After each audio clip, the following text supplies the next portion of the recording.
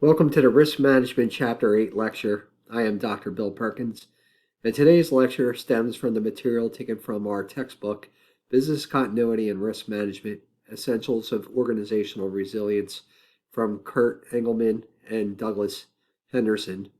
So in Chapter 8, we'll be covering emergency response, and we are going to get started.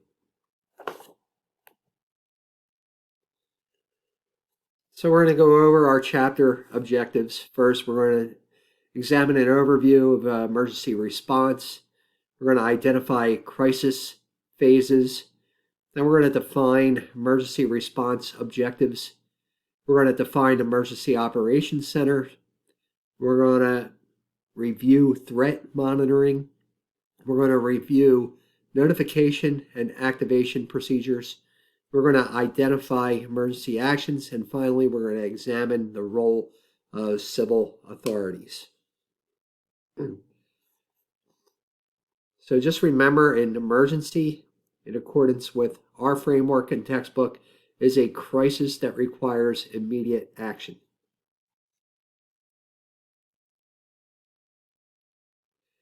An emergency response is the set of immediate actions taken during a crisis event with the prioritized objectives of life safety, environmental protection, and asset protection.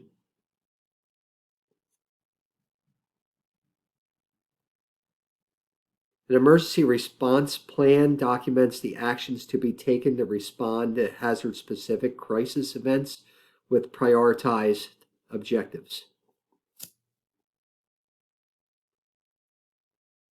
So the ERP, or Emergency Response Plan, is designed for use by individuals and teams involved with emergency response, including initial responders, the ERT, and the incident commander.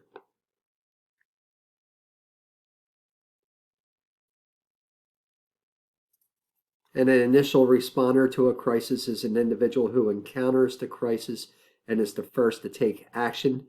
The ERP should detail the response to hazard-specific crisis event as identified in risk assessment and business impact analysis. So each important preparation and response step should be stated in chronological order and assigned to the appropriate individual or team or department.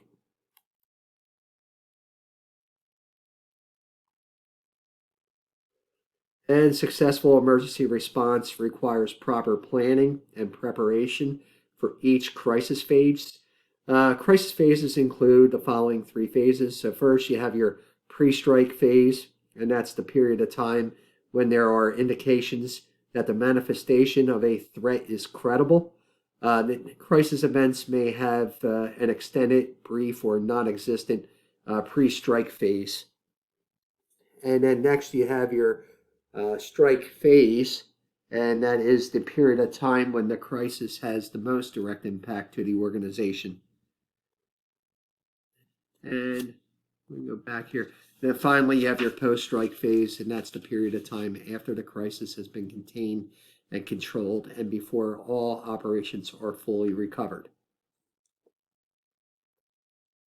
So remember, again, the pre-strike phase is the period of time when there are indications that the manifestation of a threat is credible. Crisis events may have an extended, brief, or non-existent pre-strike phase. And again, the strike phase is the period of time when the crisis has the most direct impact to the organization.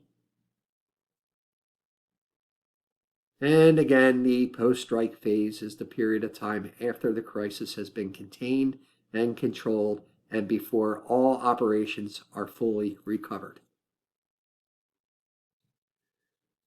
So at the onset of a crisis, the incident commander takes charge and normal operations may cease. The emergency response objectives are to, first, protect life and prevent injuries. Second, protect the environment. Third, mitigate damages. And fourth, contain and control the crisis. Those are the emergency response objectives. And in response to any crisis, it is important for the incident commander to classify the level of the crisis. So, crisis levels are broadly classified as follows. First, you have your minor crisis, and that has limited impact. It does not affect the overall functioning capacity of the organization. Then you have your major crisis, and that has the potential to seriously disrupt the overall operation of an organization.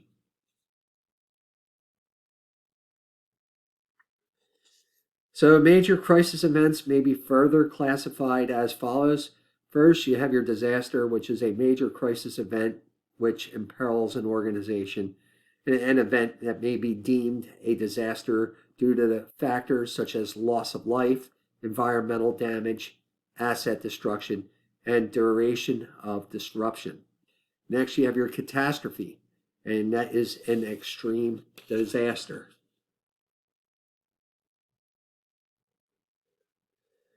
So, the Emergency Operations Center, or EOC, as it's called by its acronym, is the location where the teams gather and execute the Emergency Response Plan, the ERP, and the BCP, the Business Continuity Plan. Remember, those are separate plans. So, the primary EOC should contain emergency supplies and emergency equipment and should ideally be fortified with reinforced walls, electric generator backup, and other controls. The primary EOC should be located on the property. The first backup EOC is generally located outside the primary facility, but it is in the immediate area. It is used when the primary EOC is inaccessible or destroyed, but the crisis was not community-wide. The second backup EOC should be located some distance away so that it is unlikely to have been affected by the community-wide crisis or the same event which rendered the other locations inoperative. Now, having a virtual EOC where members are connected by communication devices as a designated backup EOC has become increasingly popular. Now, there are limitations inherent with not having a fixed location where everyone can be present. Now, there is also a reliance on communication infrastructure, even when redundant communication systems are in place.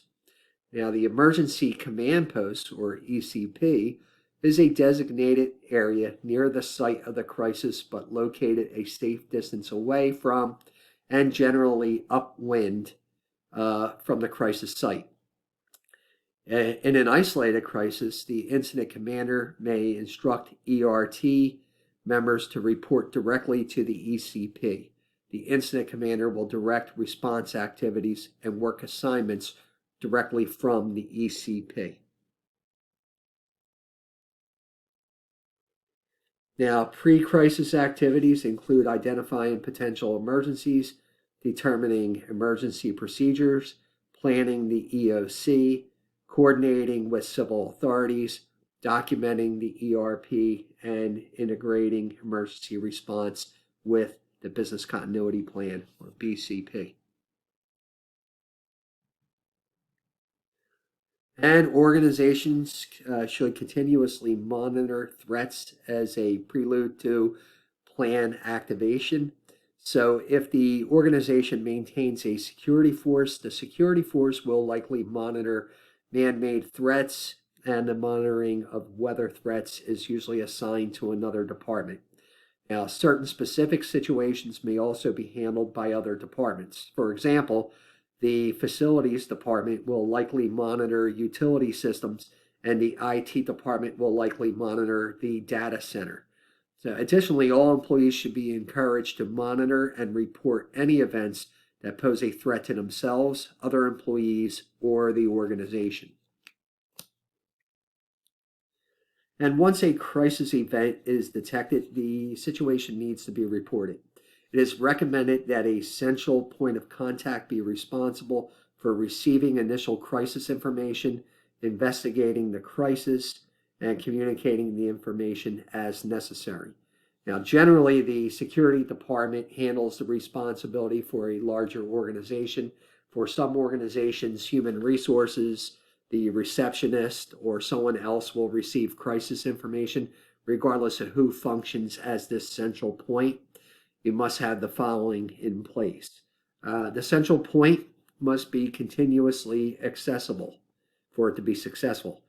The central point must be able to quickly evaluate or investigate the threat. Third, we have the central point must have authority or either directly respond or assign someone to respond to the threat and take whatever action is necessary. And fourth and finally, you have the central point must have access to the incident commander. Now remember, any employee can act as the initial responder and may also contact other appropriate entities such as the police department and take immediate action as activating an alarm. Now, plan activation begins at the discretion of the incident commander upon the receipt of information regarding a current or pending crisis. Now, based on the information received by the incident commander from appropriate entities, plan activation occurs to the extent that is necessary. The incident commander reviews the circumstances of a crisis and determines the appropriate response upon activation. The emergency response team members will be notified typically by security and should report to the designated EOC or Emergency Operations Center or the emergency command post as directed. Now, some crisis events provide pre-strike phase, and a plan activation may occur during this pre-strike phase. A most important situation occurs if there is an immediate danger from a sudden crisis, and in this case, the certain emergency response actions such as building evacuation and shelter-in-place procedures must occur automatically. Now, all employees need to know what actions are to be taken in the event of a crisis. At a minimum, all employees should be able to conduct building evacuations and shelter-in-place procedures. Now, for these procedures to be executed correctly, organizations need to develop, distribute, and review crisis guidelines and to conduct periodic exercises. Now, employee guidelines should be distributed, which present building evaluation and shelter-in-place procedures are, I guess, the most current or relevant. So, you should have building and evacuation and shelter-in-place procedures. That's a given. Employee guidelines often define employee responsibilities after a crisis, provides contact information, and provide important information regarding workplace events such as medical emergencies and workplace violence.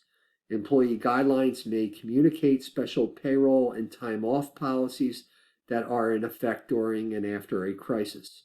Appendix B in the textbook presents a sample disaster assistance plan, and guidelines for evacuation of a typical building are provided in Appendix F of the textbook. Certain types of buildings and special circumstances require special evacuation procedures as follows. So, in high-rise buildings, individuals located above the floor of a fire or hazmat release should not automatically evacuate. The evacuation route may be dangerous. Properly conducting an evacuation in a high-rise building requires a special alarm system that activates on selected floors and an intercom system that can relay specific information to the selected floors. Next, you have a vertical evacuation, and that is procedures in which individuals on lower floors relocate themselves to higher floors. Now, this type of evacuation is conducted when there is a danger on the lower floors and there is either a danger in passing through the lower floors or the outside environment is dangerous. Now, the most likely use of a vertical evacuation is when a chemical spill occurs either outdoors or within the building on a lower floor. Now, vertical evacuations are also used and an evacuation of last resort in a flooding or hurricane event. Next, you have the silent evacuation, and that is a procedure conducted when it is advisable to evacuate without causing alarm. Now, this procedure is most likely used during some type of crime or a crime-threatening emergency. And conducting a silent evacuation properly takes a great deal of practice. So conducting a silent evacuation properly takes a great deal of practice, and very few organizations have a silent evacuation plan in place. A lot of times it is real-time collaboration between law enforcement and building personnel. A complete evacuation of a hospital is very difficult to safely execute. Hospitals depend on, at least to some extent, on relocating individuals vertically and horizontally to safe zones.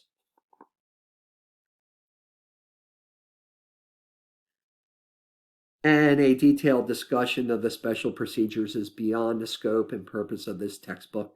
However, everyone should be aware that special procedures exist. Now, all building evacuation plans and procedures should be reviewed with fire department officials. And there are a number of emergency situations where an evacuation of a building or area is not advisable, such as hostile intruders, hazardous release, terrorist attacks, tornadoes, earthquake events. Certain crisis events may require shelter-in-place procedures to be executed, and shelter-in-place situations often constitute life-threatening events, and conducting a building evacuation or failing to respond properly could be a fatal mistake. Now, Appendix G in the textbook provides shelter-in-place guidelines, and note that depending upon the type of threat, there are real subtle but important differences in these procedures. And figure 8.1, which is depicted here from the textbook, illustrates the emergency actions and corresponding crises we just discussed. So you have your crisis, and then you have your imminent danger exists. Whether there's certainty, if there's uncertainty, you may have your security investigating the event, and then identifying whether imminent danger exists. If yes, then obviously call your 911, shelter in place, or building evacuation procedures are implemented, and identify if ERP needs to be activated. If no imminent danger exists, you still may want to activate your ERP. Now, if imminent danger exists and you don't need security to investigate and identify whether or not, there's an imminent danger, then, employees can just spring into action. Time may be of the essence, and contacting 911 to get all the moving parts to crisis management. Get everybody moving, get your incident command in place. All that's going to come, and, that type of authority and empowerment should be at the lower level.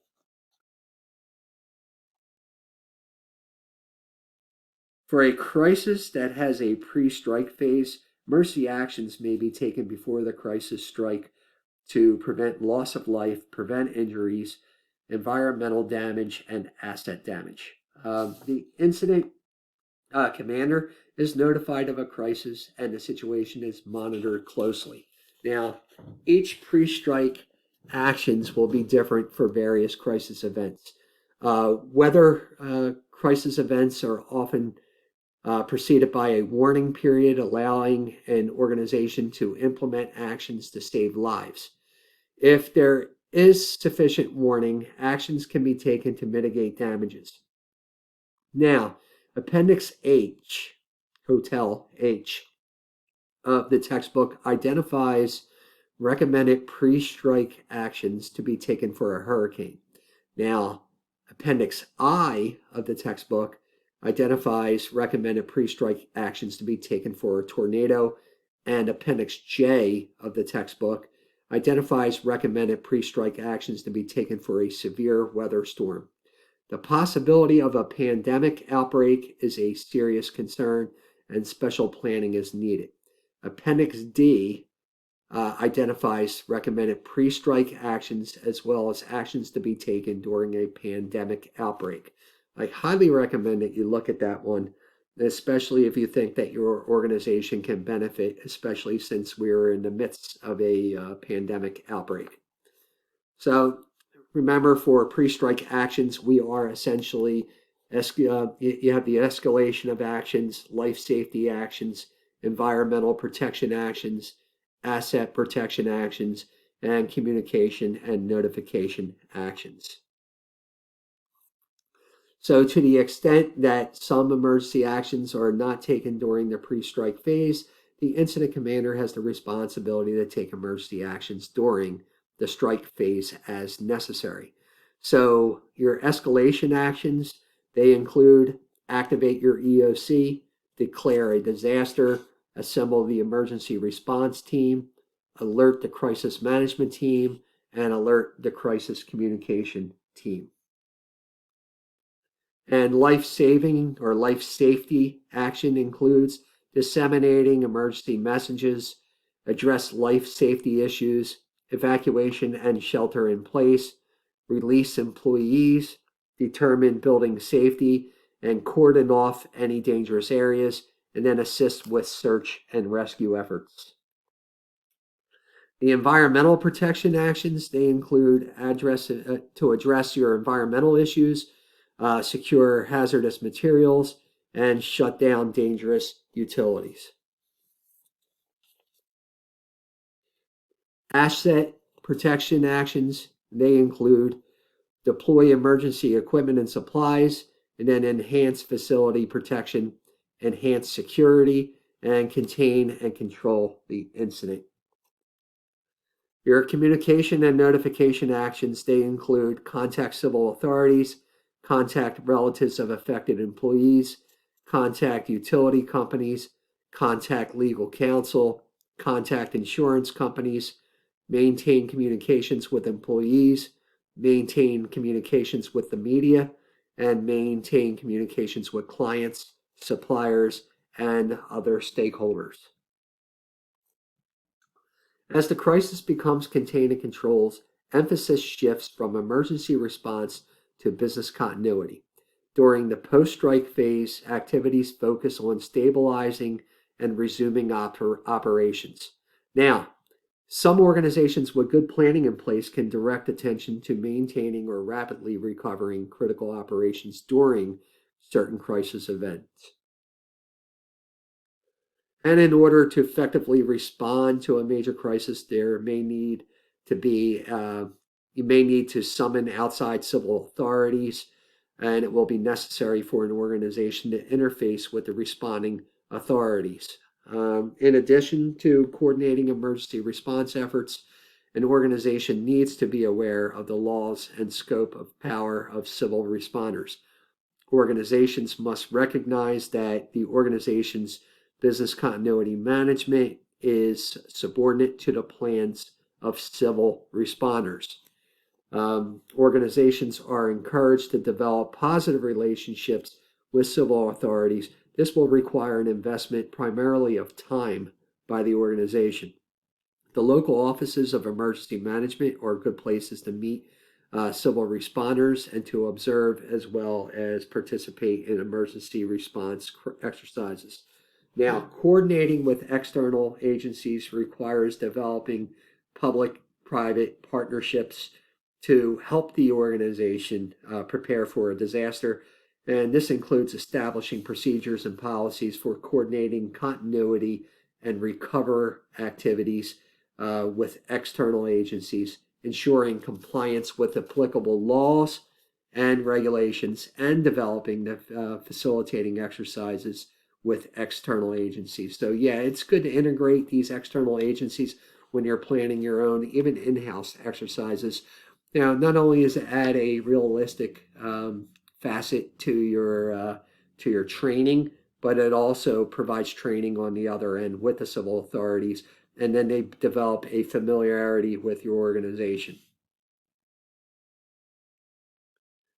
Now, public-private partnerships involve the development of processes to identify critical dependencies, determine information to be shared, and collaborate on training and exercise.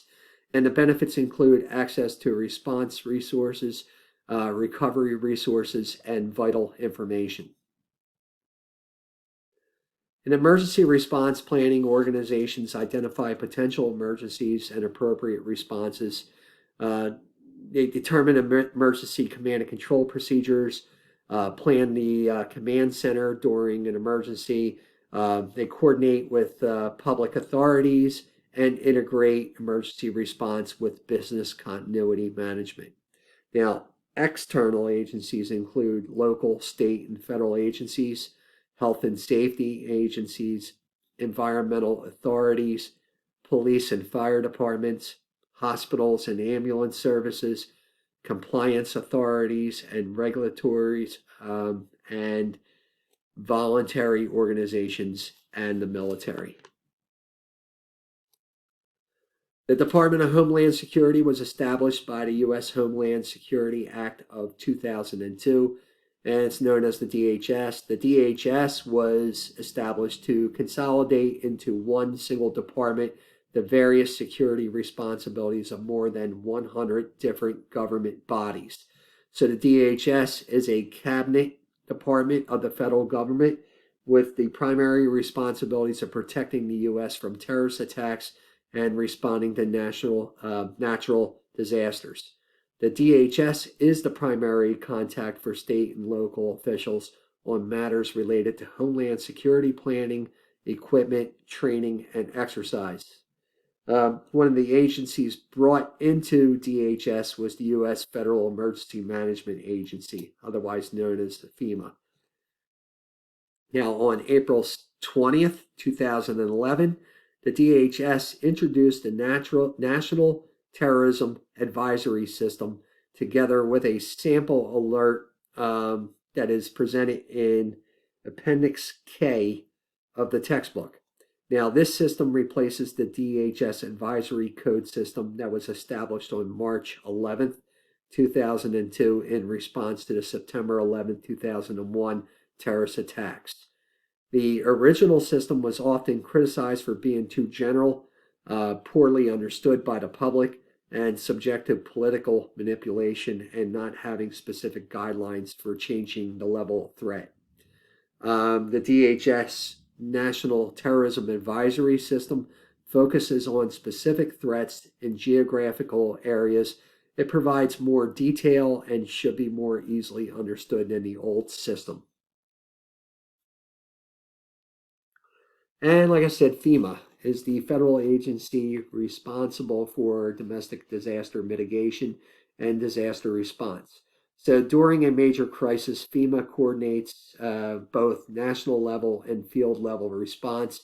In catastrophic situations, FEMA has extremely broad powers designed to allow the agency to effectively control or commandeer any resources that it needs.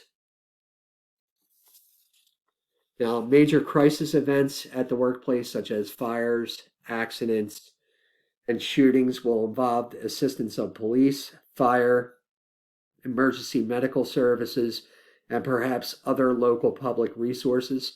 So these entities practice responding to crisis events and are well trained to respond to emergencies in a coordinated and orderly fashion.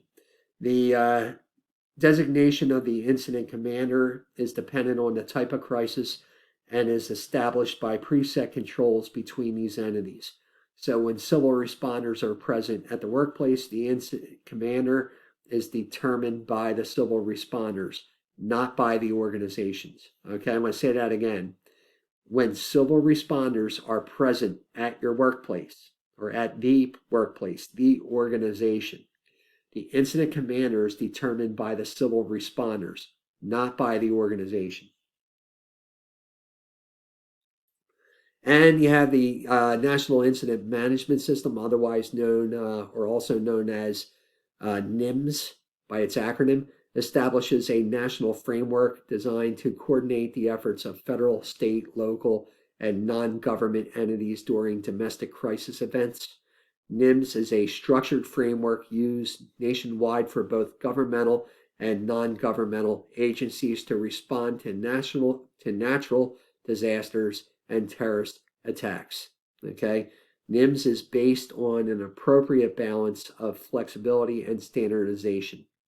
So NIMS standard incident command structures are based on the Incident Command System, the ICS. And the ICS is an organizational structure using a set of policies and procedures to improve emergency response operations.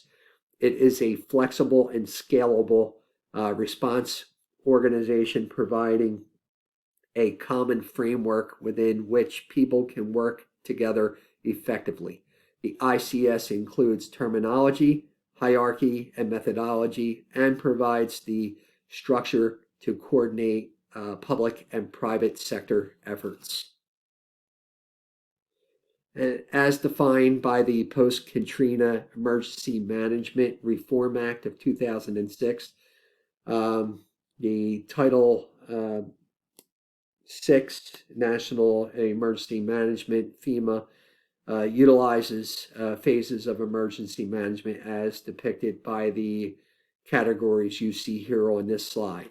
Okay, so first you have mitigation, second you have preparedness, third phase is your response, your fourth phase is your recovery.